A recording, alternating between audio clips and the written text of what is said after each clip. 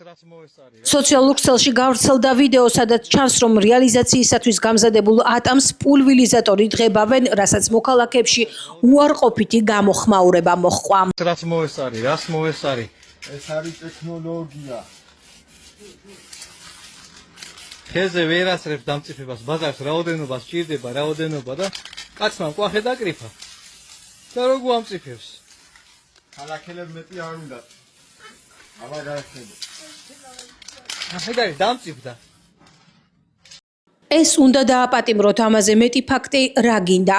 ქართველი რომ ამას გააკეთებს, ოხრად დაგრჩეს მაგაში აღებული ფული. ასეთი ქმედებების გამო ამდენი სიმსივნით დაავადებული ადამიანი რომ არის ასეთ პატარა ქვეყანაში, განსაკუთრებით ბავშვები. ეს ადამიანი და ყველა ვინც მსგავს სიბოროტეს ჩადის, მისი ჯიბის გასქელების მიზნით უნდა დაისაჯოს და მაგალითი იყოს ყველასთვის.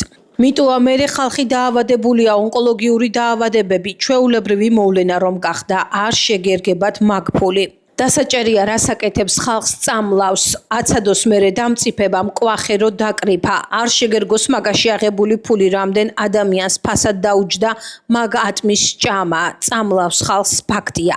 რატომ ვართ ასე უპასუხისმგებლო საკუთარი შვილების მომავლის მიმართ, ისინი მაინც შეიცოდეთ. დასაჭერები არიან, ეს იმის ბრალია, რომ ბაზარში შესული პროდუქცია არ მოწმდება, უნდა გამკაცრდეს და მიიღონ შესაბამისი ზომები, წერენ სოციალურ ქსელში მოქალაქეები. ატმის შეღების ფაქტზე სურსათის ეროვნულმა სააგენტომ გაავრცელა ინფორმაცია, რომ იდენტიფიცირებულია გურჯაანის მუნიციპალიტეტის სოფელ ჩუმლახში მცხოვრები ფიზიკური პირი, მოკვლევის ფარგლებში აღებულია ატმის ნიმუშები. მათივე თქმით, ლაბორატორიული კვლევის შედეგები საზოგადოებას დამატებით ეცნობება. სოციალურ ქსელში გავრცელებულ ატმის შეღების ფაქტზე მყისიერი რეაგირების შედეგად იდენტიფიცირებულია გურჯაანის მუნიციპალიტეტის სოფელ ჩუმლახში მცხოვრები ფიზიკური პირი გ.უ. სურსათის ეროვნული სააგენტოს კახეთის რეგიონული სამსახურის ინსპექტორებმა შინაგან საქმეთა სამინისტროს წარმომადგენლებთან ერთად ჩატარებული მოკვლევის ფარგლებში ატმის ნიმუშები აიღეს. ლაბორატორიული კვლევის შედეგები საზოგადოებას დამატებით ეცნობება. აღსანიშნავია, რომ მოსახლეობის უვნებელი სურსათით უზრუნველყოფის მიზნით სურსათის ეროვნული სააგენტო ყველა სახის საკვებ პროდუქტს რეგულარულად ამოწმებს.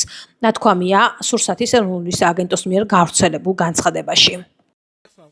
ცნობისთვის ხილის შეღება, განსაკუთრებით მაშინ, როცა გამოიყენება არადასაშვები საღებავები, ეწინააღმდეგება სურსათის უვნებლობის წესებს. ატამს მომხმარებელი ხშირად კანთან ერთად მიირთმევს, რაც იმას ნიშნავს, რომ საღებავი პირდაპირ ხვდება ადამიანის ორგანიზმში. არასაკვები საღებავების გამოყენებამ შეიძლება გამოიწვიოს ალერგიული რეაქციები, კუჭნაწლავის პრობლემები, მოწამვლა ან ტოქსიკური ზემოქმედება. ატმის შეღება არც საკვები საღებავით არის რეკომენდირებული. საკვები საღებავებიც განკუთვნილია ძირითადად გადამუშავებული პროდუქტებისათვის, მაგალითად ტკბილეულისთვის და არა ცოცხალი ხილისთვის. ზოგი საკვები საღებავი უსაფრთხოა მხოლოდ ზღვრულ რაოდენობაზე, რაც ხილზე გამოყენებისას რთულად კონტროლირებადია. შესაბამისად, ატმის შეღება თუნდაც საკვები საღებავით აზიანებს მომხმარებელს და ქმნის ჯანმრთელობის რისკებს.